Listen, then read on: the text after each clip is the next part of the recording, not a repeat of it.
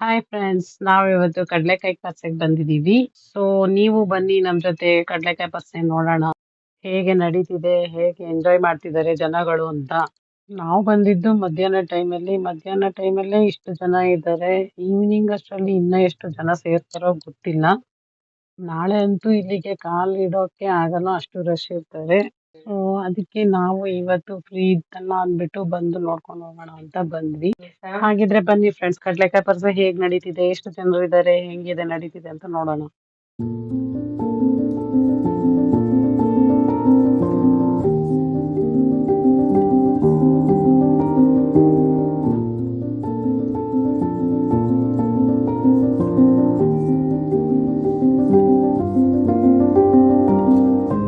So ಇಲ್ಲಿಗೆ ನಮ್ಮ ಕಡ್ಲೆಕಾಯಿ ಪರ್ಸ ಮುಗೀತು. ಇಲ್ಲಿಗೆ ಬಂದ್ವಿ. ಈಗ ಮುಂದಿನ ಕಾರ್ಯಕ್ರಮ ಏನಿತ್ತು ಅಂತ ನೋಡ್ಬೇಕು. ಸೊ ಮನೆ ಒಳಗೆ ಹೋಗೋಣ ಬನ್ನಿ. ಅಡಿಗೆ ಮಾಡಬೇಕು. ಸೊ ಅಡಿಗೆ ಮನೆಗೆ ಹೋಗಿ ಅಡಿಗೆ ಶುರು ಮಾಡೋಣ ಬನ್ನಿ.